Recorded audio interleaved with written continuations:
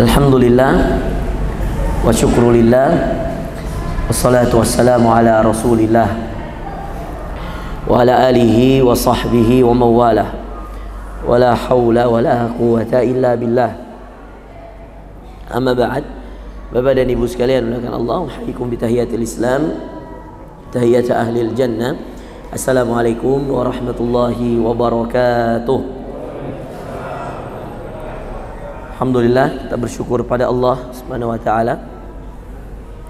Hari ini kita bisa kembali melanjutkan kajian kita ya, pada Senin malam ya, Senin maghrib Isya di tempat ini. Dan tentu ini semua atas izin Allah, atas karunia dari Allah ya, kita bersyukur ya, kita bisa kembali kajian ya. Pekan lalu ada nggak di sini? Nggak ada ya? Nggak ada ya? Nggak ada ya? Kemana kak?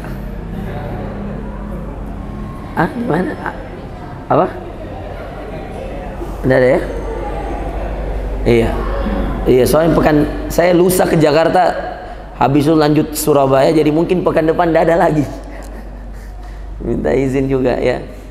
Jadi Senin depan mungkin cari dulu pengganti. Siapa? Mana Risnadi? Pak Risnadi mana? Nggak datang ke? Kasih tahu nah, bilang Ustaz izin memang tuh untuk pekan depan nah. Insyaallah cari dulu pengganti. Ya. Mudah-mudahan pekan depannya lagi bisa ngisi ya.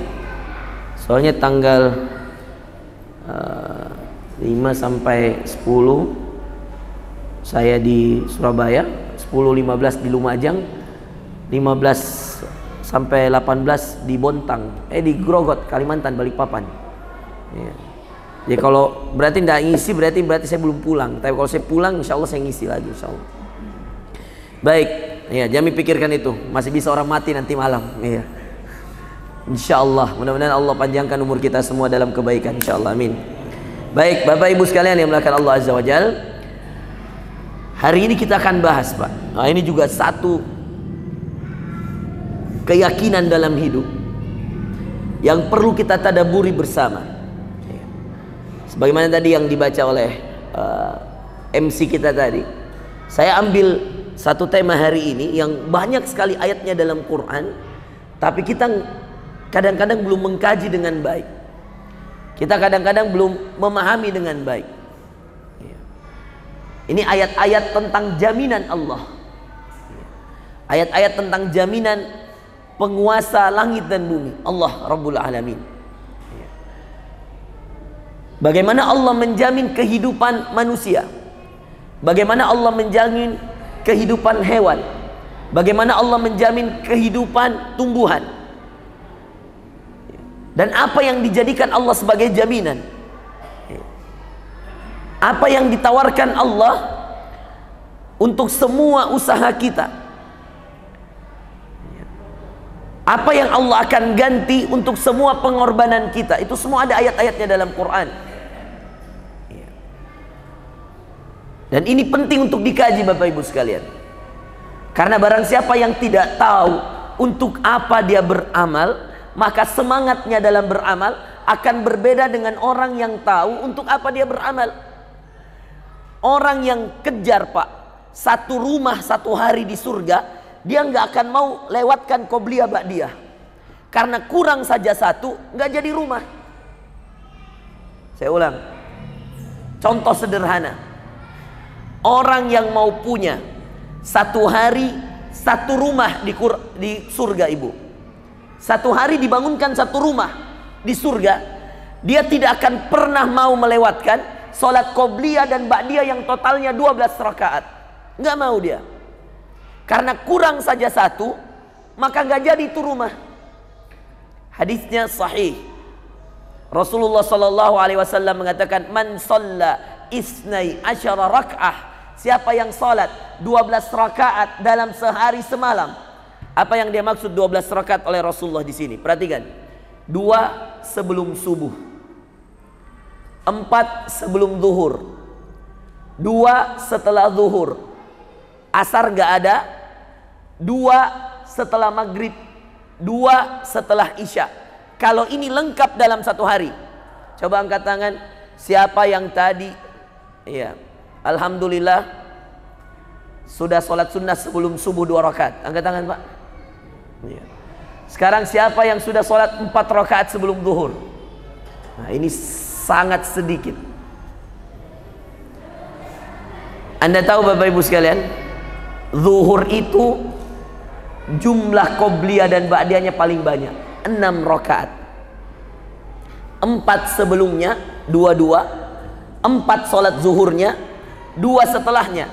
Jadi sholat yang paling banyak jika diikutkan antara yang wajib dengan sunnahnya, sholat zuhur. Antum tahu kenapa, ikhwan? Antum tahu kenapa sholat zuhur paling banyak qobliyah ba'diyahnya? Karena di situ perjuangannya paling berat. Mau sholat zuhur berjamaah saja 4 rakaat, beratnya itu kaki, kalau panasnya itu matahari. Apalagi mau ditambah dengan qobliyah 4 rakaat. Berarti kalau qobliyah 4 rakaat, Anda ketika azan zuhur sudah harus sholat. Karena setelah itu Anda 2 rakaat, setelah 2 rakaat 2 rakaat lagi, baru kemudian tunggu iqamah.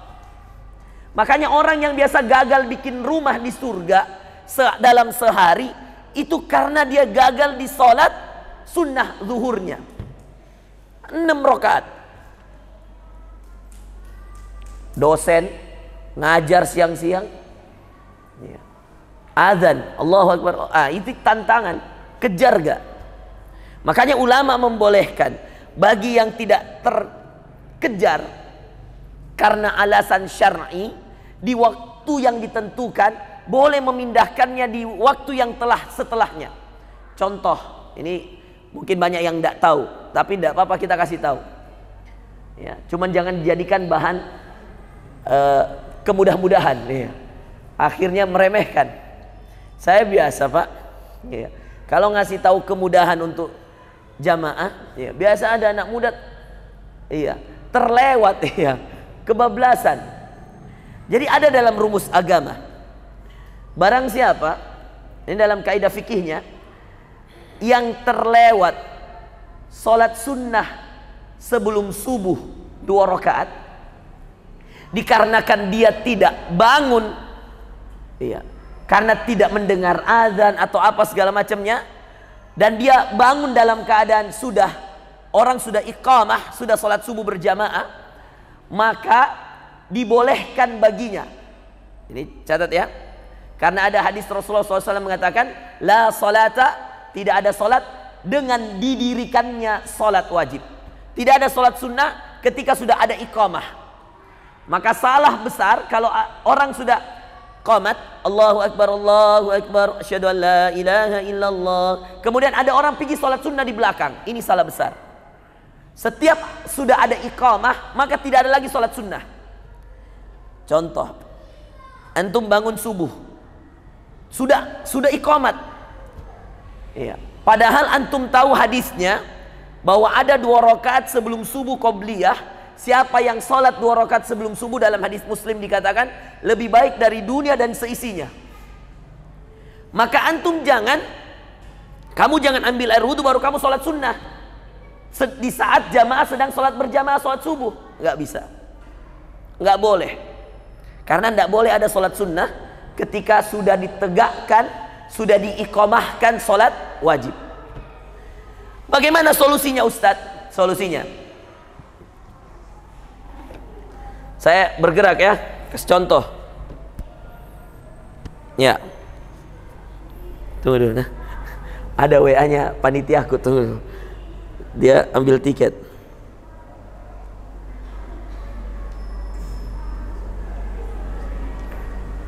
Biasa salah bela. Oke. Lihat sini.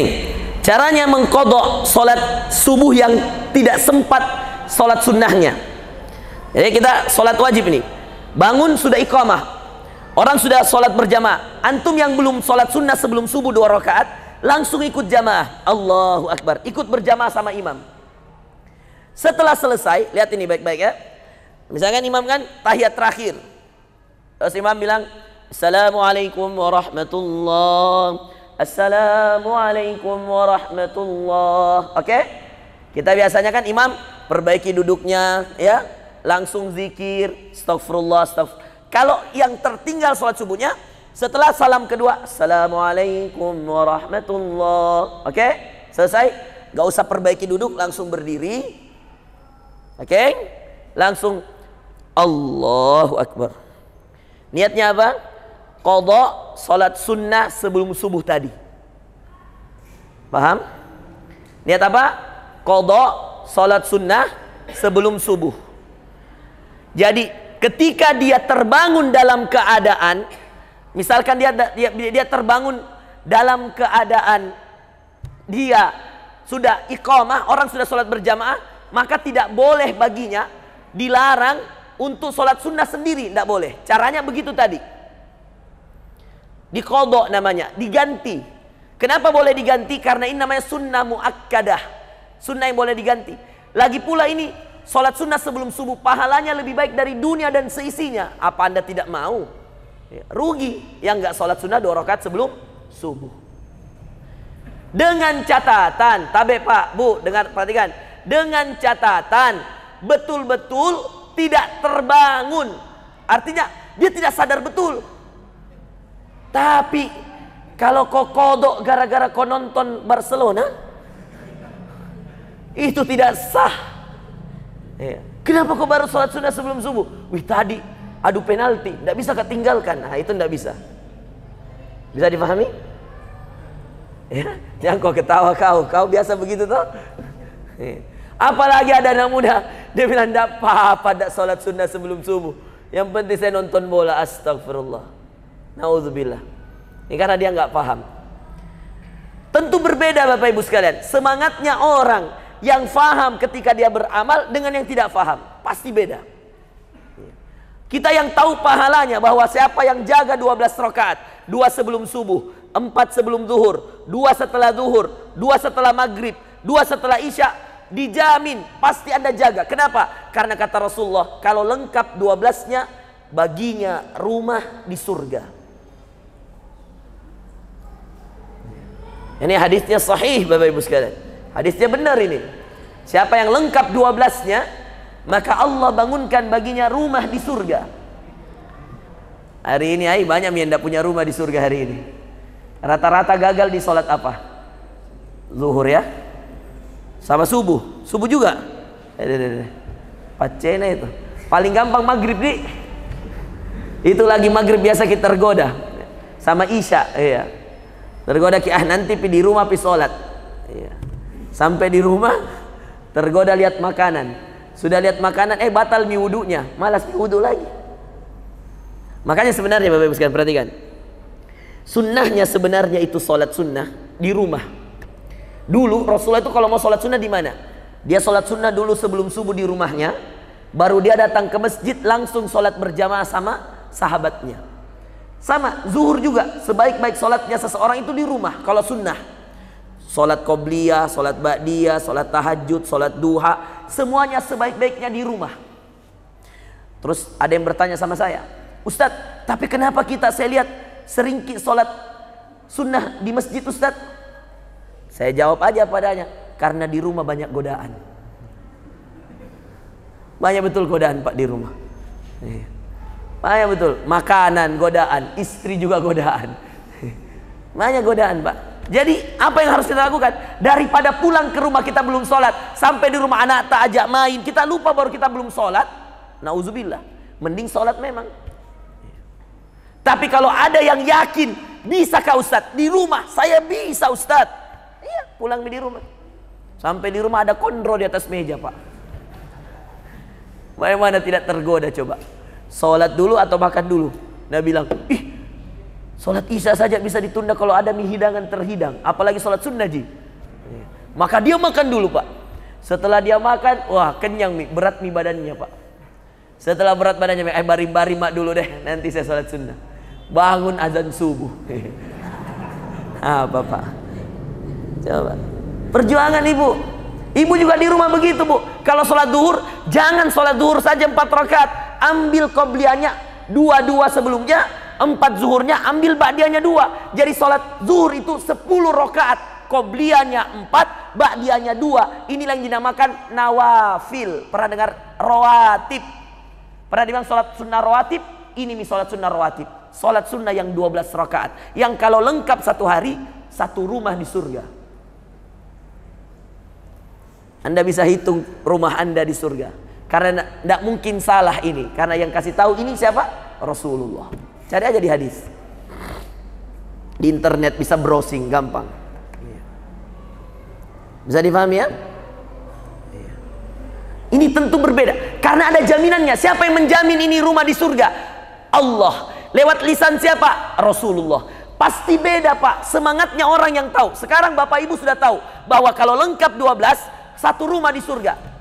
Tapi kurang saja 1 Pak. Misalkan sudah meki sholat sunnah sebelum subuh 2, sudah meki sholat sunnah sebelum zuhur 4, sudah meki sholat sunnah setelah zuhur 2, sudah meki sholat sunnah setelah maghrib 2, pas sholat sunnah setelah isya kita bilang, ah pulang mak dulu deh di rumah Pi. Bisa aja panjang di waktunya. Sampai di rumah ngobrol sama istrinya. Sudah ngobrol sama istrinya dikasih makan dulu. Dia bilang bisa sudah Pak makan. Mau Pak nanti wudhu Kak lagi. Woi ternyata makanannya enak. Sudah makan kenyang-kenyang, sandar-sandar di sofa, nonton-nonton sedikit. Dia bilang, mau pergi sholat. Tak kalanya mau pergi sholat, dia bilang, kayak berat-berat kurasa badanku. Baring-baring mak dulu. Tidur, ketiduran. Bangun-bangun azan subuh. Hilang nih 1 rumah. Masalahnya tidak bisa ditawar Pak. Karena syaratnya dapat 1 rumah, 12. Jadi kalau sudah 10 kurang 2, tetap tidak jadi. Ini biasa jamaah Pak. Ada pernah bertanya sama saya waktu saya jelaskan ini hadis. Dia bilang, Ustadz, tidak bisakah pondasinya mau dikasihkan Ki? Saya bilang, bukan beli rumah di dunia ini Pak Tabe. Dia bilang, tidak bisakah Ustadz kalau 10 mili dapat? Ini akal-akalannya manusia Pak. Dia bilang, Ustadz kan 10 mili saya sholat, tidak bisakah pondasinya mau kodong dikasih di surga? Saya bilang, tidak bisa Pak, karena di hadisnya 12 rakaat 1 rumah.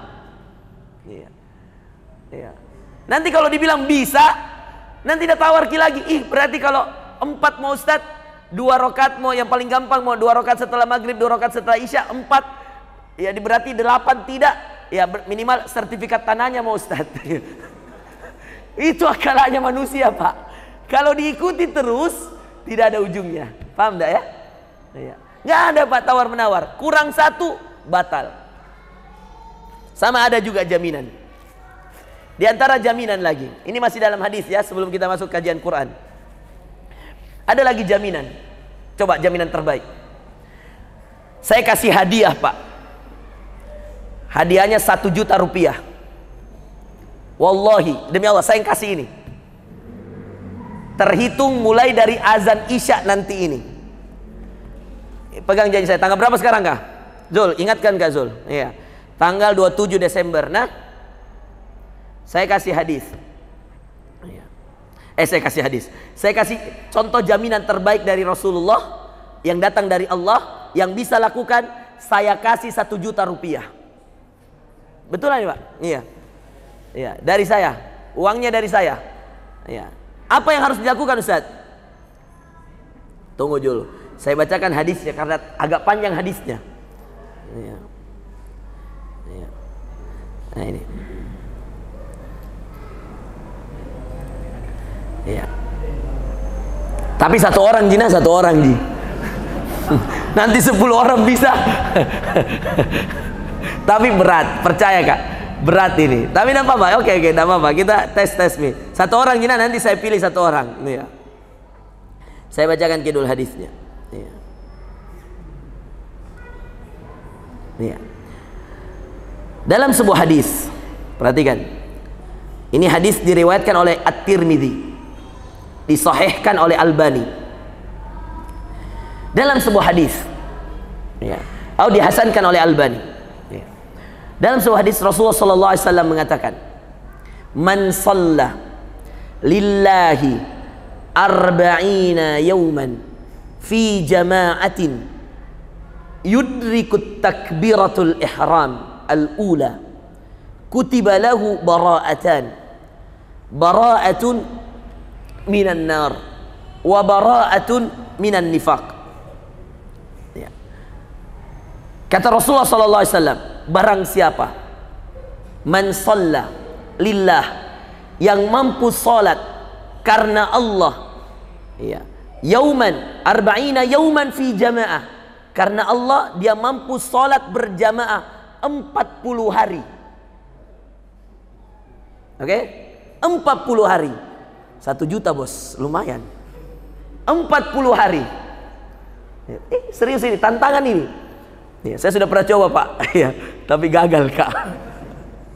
Makanya kalau ada yang bisa saya kasih 1 juta, lumayan. Saya bisa memotivasi dia. Ya. Mudah-mudahan terjaga kita. Tapi jangan sholat gara-gara 1 juta. Lewat 40 hari, tidak sholat makin lagi ya. Tidak boleh toh diniatkan gara-gara. Tapi ini niatkan saja motivasi. Anggap saja ini 1 juta jadi motivasinya. Ini contoh jaminan. Kata Rasulullah, siapa yang sholat berjamaah 40 hari, tidak tertinggal takbiratul ihramnya imam. Misal, qomat mi, azan maghrib, Allahu Akbar, Allahu Akbar, asyhadu an la ilaha illallah, asyhadu anna Muhammadar Rasulullah, hayya 'alas salat, hayya 'alal falah, qad qamatis salat, qad qamatis salat, Allahu Akbar, Allahu Akbar, la ilaha illallah. Imam, stau, wa'tadilu, tarasu, Allahu Akbar. Kamu juga Allahu Akbar. Ini yang paling benar. Ini yang saya mau. Bukan yang mohon maaf. Ya. Selesai imam baca, misalnya rakaat kedua dia baca An-Nas misalkan. Alladzi yuwaswisu fi sudurin nas minal jinnati wan nas. Allahu Akbar. Ruku, baru kita datang. Ruku, Allahu Akbar. Yang penting kan dapat rakaat pertama. Enggak. Yang dimaksud dalam hadis ini takbiratul ula, takbiratul ihram. Jadi imam begini, Allahu Akbar, kamu juga Allahu Akbar. Berapa hari? 40 hari. 1 hari berapa sholat? 1 hari berapa sholat wajib? 5. Jadi kalau 40 hari, 40 kali 5 berapa? Berapa sholat? 200. Haji, siap ke haji ya? Ya, kalau 40 hari tidak tertinggal kita takbiratul ihramnya, melapor ke panitia, yang paling pertama melapor 1 juta rupiah. Insya Allah dari saya. Tidak bohong-bohong ini Pak. Kata Rasulullah, jaminannya apa Pak? Kalau Anda tidak tertinggal 40 hari 40 malam, tidak tertinggal takbiratul ihramnya imam, kata Rasulullah SAW, kutiba lahu bara'atan, dicatatkan baginya 2 kebebasan. 1, terbebas dari api neraka, bara'atun minan nar. 2, bara'atun minan nifaq, terbebas dari sifat munafik. Mau terbebas dari api neraka? Coba ikuti ini, coba. Mau terbebas dari sifat munafik? Coba lakukan ini. Dan tidak boleh di rumah, ini harus di masjid masalahnya. Makanya yang berpotensi melakukan ini bapak-bapak. Kalau ibu-ibu kadang banyak pengganggunya. Susah biasa ibu-ibu kalau mau lakukan ini. Biasa anaknya menangis, mana lagi suaminya lapar, macam-macam. Tapi kalau bapak-bapak bisa sekali. Tapi subhanallah, 1 kali terlambat batal semua. Saya punya teman Pak, kisah nyata ibu, kodong. Sedih kaya kalau mau ceritakan ini. Tapi perlu diceritakan bagian daripada perjuangan. Bahwa tidak gampang ini Pak, dapatkan terbebas dari api neraka, terbebas dari kemunafikan. Teman saya Pak, bayangkan kodong, hari ke-39 nih, hari ke-39 perjuangannya itu kodong, hari ke-39. Setiap kali mau azan, jadi strateginya dia setengah jam sebelum azan di masjid nih. Masya Allah, dan dia lakukan itu Bapak Ibu sekalian, karena Masya Allah calon mertuanya kiai besar di Jawa. Dan calon mertuanya bilang, ketika ditanya apa syaratnya bisa jadi menantu tak, dia bilang syaratnya jaga 40 hari 40 malam solatmu tidak tertinggal takbiratul ihramnya imam. Dia katakan ini dengan pedenya teman saya, gampang, insya Allah Kiai. Masya Allah, setengah jam sebelum azan Pak, di masjid nih. Tak kalanya hari ke-39 Pak, sholat asar, kasihan. Sholat asar. Dia berada di mana Pak? Dia berada di masjid. Sudah di masjid ini sholat zuhur. Dia keluar, dia bilang saya mau dulu pergi belanja. Habis itu makan siang, baru dia mau balik lagi sholat asar di masjid. Apa yang terjadi Pak? Pas dia mau sholat asar di masjid, dia dalam perjalanan, dia cari masjid, macet total. Baru dia yang bawa mobil.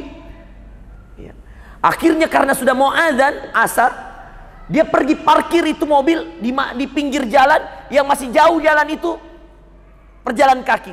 Dia lari Pak, dia kejar itu. Subhanallah. Sampai di tempat itu masjid yang dia mau, ini pas-pas iqamah Pak. Pas baru mau masuk pagar masjid, kentut. Orang habis lari. Antum pernah nggak rasa kalau orang habis lari? Kan orang habis makan siang, ya, dengar Pak, kan sudah sholat zuhur kodong, lengkap mie, ya, ini hari ketiga berapa? 39. Berarti kalau 39 sholat yang keberapa ini? Sholat asarnya, ya. Kalau 200 kurangi 5, 195. Ini sholat yang ke 197, ya, sholat asar 192, ya. Sholat yang ke 192 Pak. Kentut Pak. Langsung dia bilang astagfirullah. Dan ini imam sudah Allahu Akbar, ruku. Terpaksa apa dia bilang Pak? Tidak bisa mak kejar di sini. Dia pergi wudhu cepat. Dia lari lagi cari masjid yang lain Pak. Dia bilang jangan-jangan ada masjid lebih lambat azannya. Dia cari, lari lagi. Mobil di mana? Di ujung. Jauh nih orang lari nih. Dia cari lagi masjid yang lain Pak. Ini kejadian di Jakarta ini Pak. Ya. Lari lagi, masuk pelosok-pelosok. Dia tanya, di mana masjid? Mana masjid? Orang bilang, kenapa Ki? Kenapa Ki? Ya. Dia mau ke sholat. Orang tidak tahu hajatnya. Dia bilang, nanti saya jelaskan. Cari lagi masjid. Masjid yang lain yang kedua yang dia dapat Pak, mohon maaf. Orang sudah rokat ketiga. Tidak mau Pak, cari lagi masjid yang lain. Cari lagi masjid yang ketiga. Orang sudah selesai sholat Pak. Dan disitulah dia tertunduk dan menangis. Lalu dia mengatakan tidak mudah. Dia telepon Kiai, dia katakan, Kiai, adakah dispensasi? Calon mertua ini guys. Dia bilang apa? Adakah dispensasi? Dia katakan, ada apa denganmu anakku? Dia katakan, Kiai, saya kena macet. Zuhur saya udah di masjid. Saya lapar, saya cari makan. Saya mau ke perjalanan pulang, saya mau singgah di masjid sholat asar, macet. Saya parkir mobil saya lari ke masjid. Kiai, dengar azan saya sudah lari. Sampai pas ketika takbiratul ihram, saya mau segera masuk masjid. Saya mohon maaf Kiai, saya buang angin. Sampai saya buang angin, saya pergi wudhu. Setelah selesai saya wudhu, imam sudah ruku. Kiai, saya cari masjid kedua, imam sudah rokat ketiga. Kiai, saya cari masjid ketiga, imam sudah selesai salat. Kiai, adakah keringanan dalam agama untuk masalah ini? Kata Kiai, ada. Kata orang ini, bagaimana Kiai? Apa keringanannya? Kata Kiai, ulangi dari awal. Subhanallah. Mau coba-coba dulu? Bisa, yakin kok bisa nak? Iya, yakin. Mau coba nak? Bismillah. Iya, Haji, coba Ki. Apalagi Haji. Apalagi kita kerja Haji. Masjid mau segera. Lumayan ini Haji, ada 1 juta tambahan dari Ustadz. Itu uang 1 juta kalau dari Ustadz. Jangan bukan uangnya, jangan lihat nominalnya, tapi barakah. Nah, iya. Uang Ustadz, artinya uang halal insya Allah. Iya. Tapi coba lihat Pak, apa yang menjadi bukti di sini?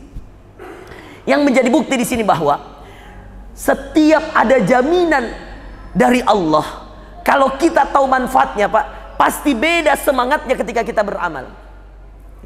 Cuman mohon maaf, Allah juga maha mengetahui isi hati.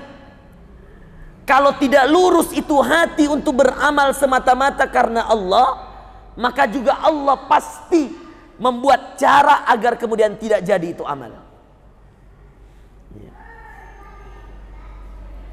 Makanya ketika kemudian dia ulangi dari awal, Pak, dinasihati sama kiai itu, teman saya ini, dia katakan, kiai itu mengatakan, kalau kamu mau bisa menyempurnakan 200 sholat ini,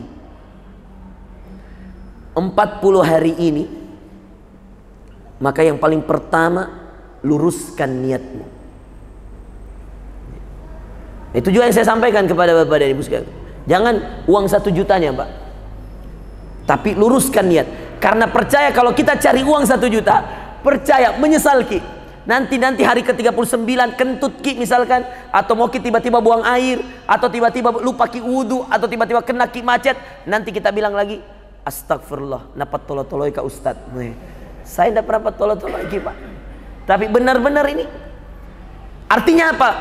Kalau hari ke-39 di sholat yang ke-192 sholat asar orang itu batal, berarti gagal perjuangannya selama 39 hari. Berarti dia ulangi lagi dari awal. Kalau niatnya hanya untuk mendapatkan anak menantu dari kiai, dia nggak akan mampu untuk menyelesaikan. Tapi kalau niatnya mencari ibadah karena Allah, dia mampu menyelesaikan. Akhirnya apa Bapak Ibu sekalian? Menikah teman saya dengan anak kiai.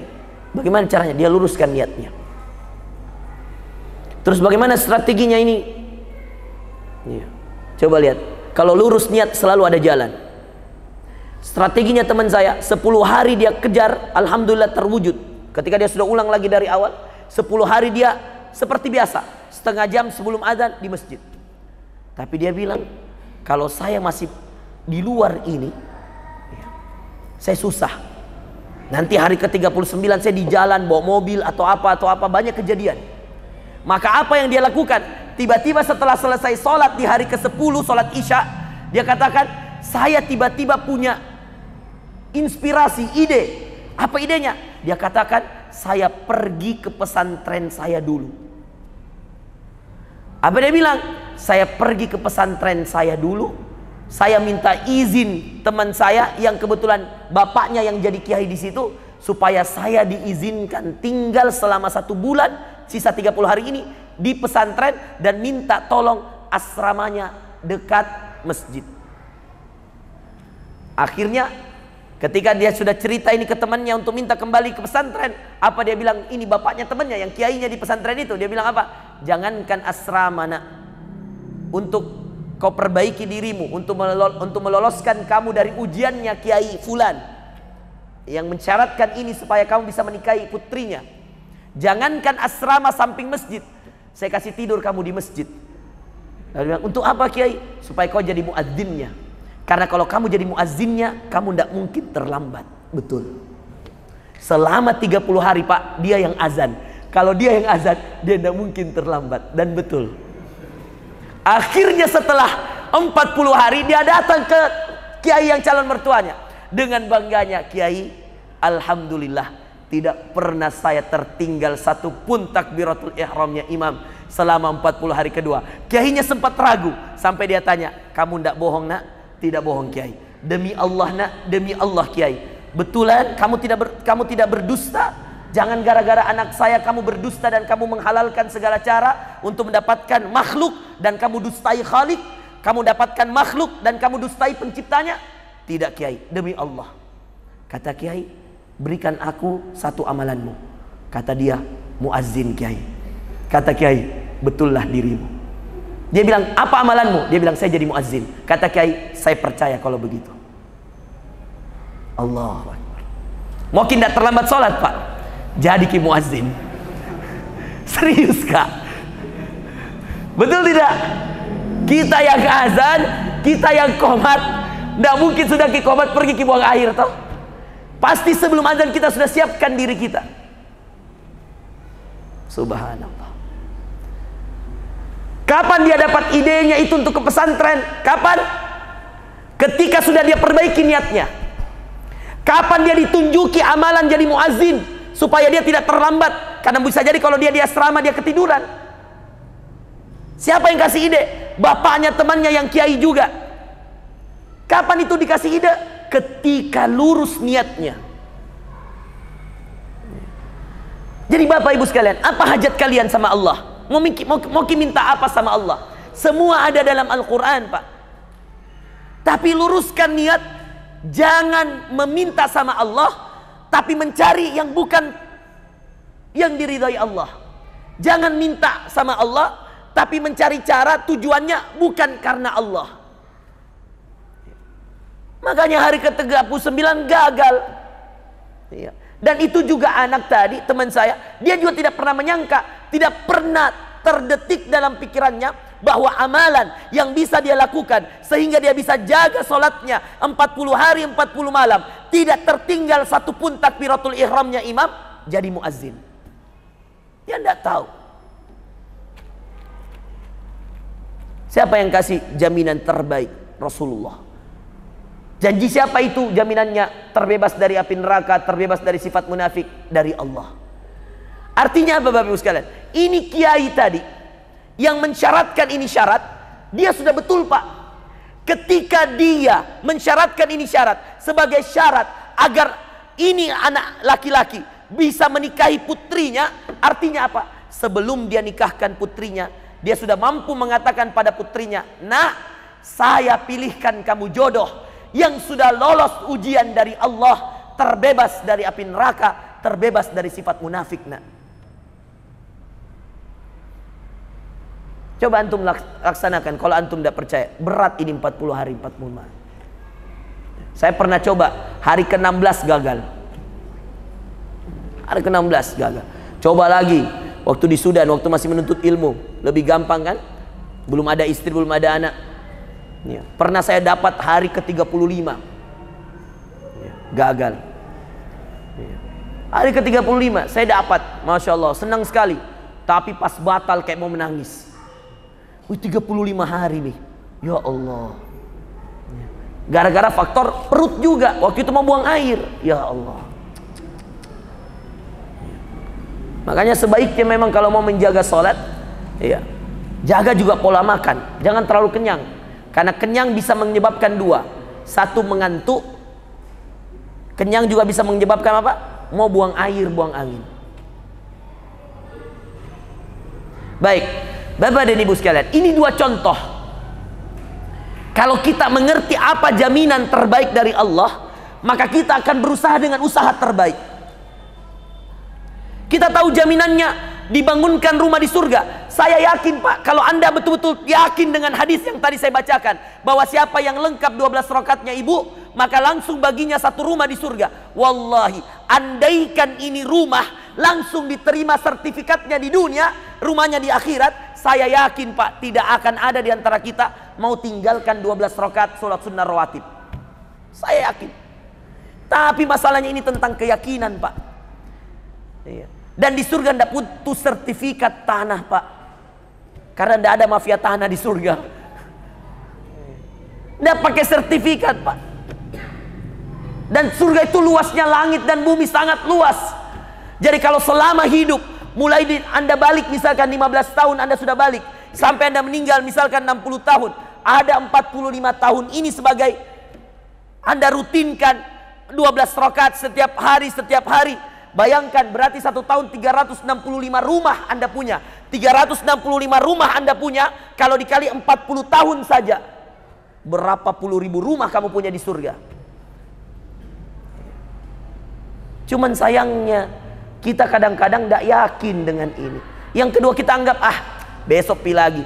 Coba Pak, antum rasakan ikhwan, setiap kali antum mengatakan besok aja, percaya sekarang sudah 1 tahun yang lalu kita mengatakan itu. Betul tidak? Kemarin kita mengatakan besok saya puasa Senin, minggu depan minggu depannya tidak jadi lagi, minggu depannya begitu terus ikhwan. Karena yang mengganggu antum untuk tidak bisa melaksanakan amal soleh, syaitan.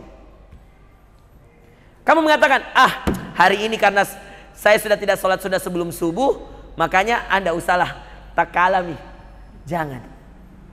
Kalau sama Anda mampu, oke lah, 2 tidak mampu tadi 12 rakaat, 2 tidak mampu karena ketiduran misalkan.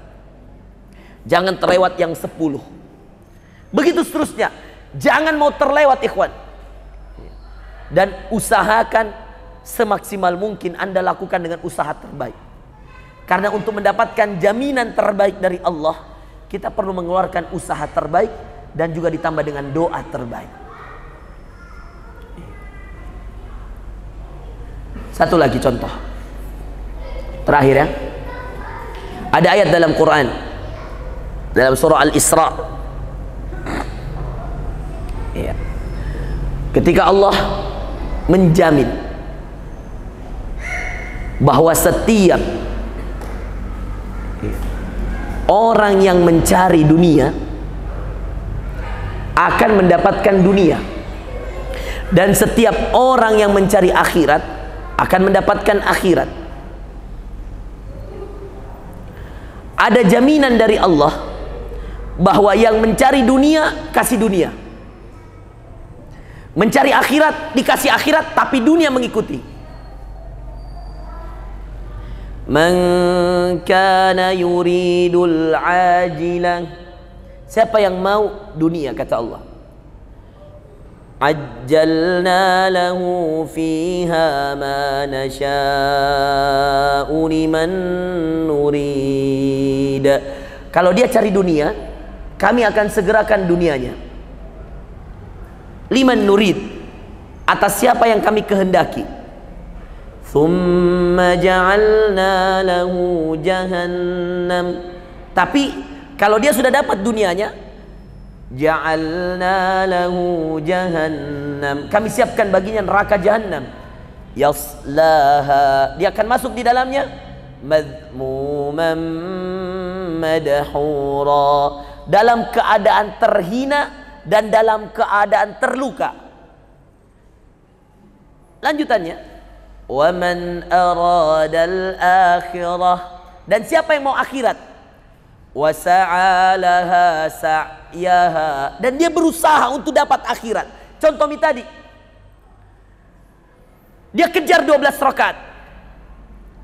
Sekarang Pak, saya berani jamin, seandainya setelah Anda berusaha menjaga 12 rakaat, yang tadi kita cari apa dari 12 rakaat itu? Apa tadi jaminan Allah? Dibangun apa? Rumah di surga. Sekarang lihat Pak ya, ayatnya. Wa man aradal akhirah. Ibu-ibu juga bisa lakukan ini di rumah. 12 rakaat untuk satu rumah di surga. Sekarang lihat ya. Siapa yang ingin akhirat, kata Allah. Wa sa'alaha sa'yaha, dan dia berusaha sungguh-sungguh. Pokoknya Pak, hari ini ya Allah, saya tidak mau tinggalkan 12 rakaat sunnah rawatib, qobliyah dan ba'diyah. 2 sebelum subuh, 4 sebelum zuhur, 2 setelah zuhur, 2 setelah maghrib, 2 setelah isya. Saya akan jaga ya Allah, untuk saya dapatkan rumah di surga. Lihat ya. Wasa'alaha sa'yaha wa huwa mu'min. Syaratnya kamu yakin.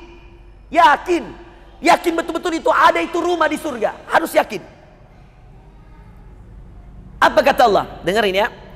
Faulaika kana sa'yuhum mashkura, maka pasti usaha mereka disyukuri. Coba lihat ya. Disyukuri oleh Allah. Lihat kalimatnya. Allah tidak mengatakan faulaika kana sa'yuhum majzu'a. Majzu'a itu dibalas, tidak. Tapi Allah katakan mashkura, disyukuri. Dan kamu tahu kalau Allah bersyukur bagaimana?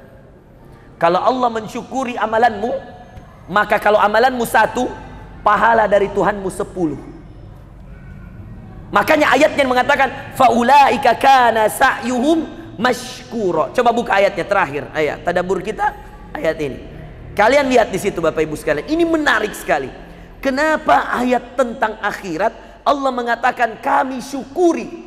Ayat 18-19 Pak, surah Al-Isra, juz ke-15, halaman 284, surah yang ke-17. Posisinya kalau di Quran sebelah kiri paling atas. Udah?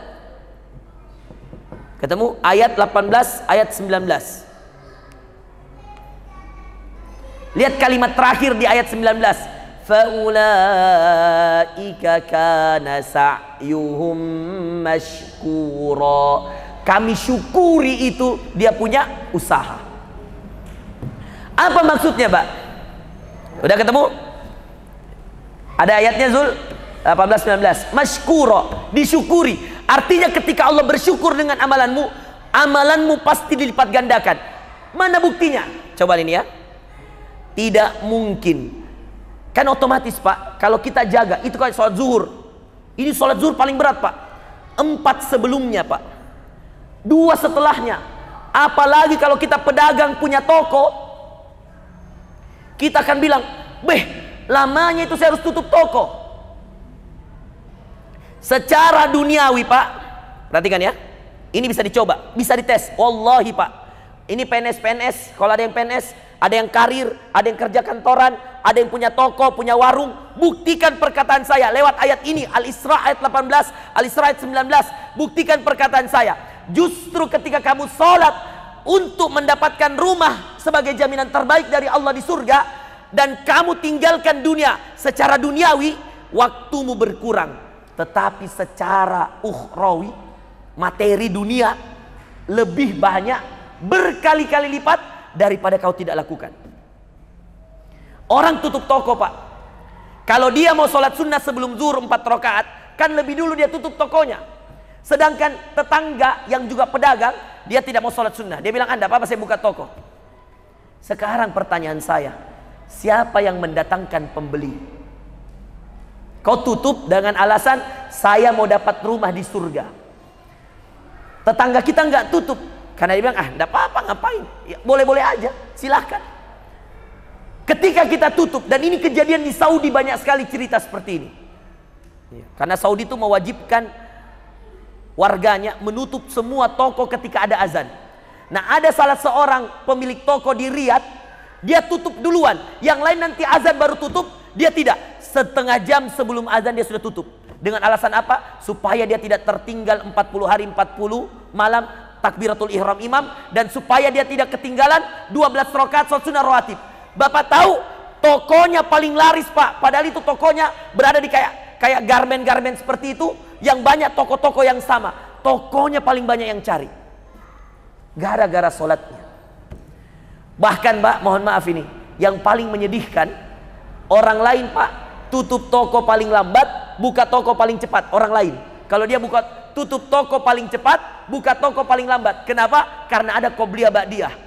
Dan yang paling sulit dan paling berat itu zuhur, Pak. Di saat itu biasa rame-ramenya orang. Mohon maaf, Pak, ketika dia tutup warungnya dan dia paling cepat tutup, yang lain sudah nanti azan baru tutup, dia tutup duluan. Dia mau jaga ini sholat 40 hari 40 malamnya.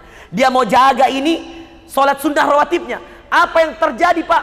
Yang paling menyakitkan adalah ketika dia paling lambat buka, di saat semua toko-toko samping kirinya, samping kanannya, depannya, belakangnya sudah buka duluan. Assalamualaikum warahmatullah, assalamualaikum warahmatullah. Lari itu semua orang yang menjual, buka tokonya cepat. Subhanallah, 10 orang antri depan tokonya ini orang yang lagi sholat. Coba. Dan sekarang salah satu outlet terbesar yang ada di Riyadh untuk penjualan pakaian dan makanan, outletnya ini orang. Tidak mungkin, Pak, gara-gara sholat Anda miskin di dunia. Tidak mungkin. Asal Anda punya jaminan terbaik dari Allah, kerjakan, Pak. Tidak mungkin melarat gara-gara bilang habis waktuku, Ustaz. Tidak, nanti coba yang PNS bilang, yang dosen bilang, Ustaz, tidak bisa kan terlalu lama saya sholat sunnah. Kenapa? Karena nanti bosku tidak lihat kan di kantor. Justru kalau kau sholat sunnah, bosmu tidak lihat, tapi Tuhannya bosmu lihat. Allah. Oh, itu dahsyat. Wah, ini sudah azan ini. Iya. Nanti kita lanjut lain kali, insya Allah, Pak. Iya. Itu yang kita bisa bagi pada kesempatan hari ini. Pegang jaminan-jaminan terbaik. Laksanakan jaminan terbaik dari Allah. Maka insya Allah tenang hidup, Pak. Kita kejar akhirat, dunia yang lari kejar kita. Bayangkan itu, Pak. Sakit hatinya itu yang punya toko-toko lain, Pak. Dia tutup duluan, dia buka duluan. Orang tidak antri di dia. Ini toko yang sudah tutup dari awal, paling lambat juga buka karena masih sholat sunnah yang punya. Jalan santai sekali, dia buka pelan-pelan tokonya, antri orang langsung masuk ke dalam tokonya. Coba, siapa yang gerakkan ini orang, Pak? Untuk pilih tokonya siapa? Allah. Oke, nanti kita lanjut insya Allah. Ya Ibu ya. Ya, doakan Bu, semoga saya sehat selalu, semoga Ibu juga sehat selalu. Ya, jaga ki 12 rakaat Bu, bapak-bapak juga jaga 12 rakaatnya. Mudah-mudahan tiap hari kita bisa punya rumah di surga insyaallah. Barakallahu fikum, subhanakallahumma wa bihamdika asyhadu an la ilaha illa anta astaghfiruka wa atubu ilaik wa akhiru da'wana alhamdulillahi rabbil alamin. Wassalamualaikum warahmatullahi wabarakatuh.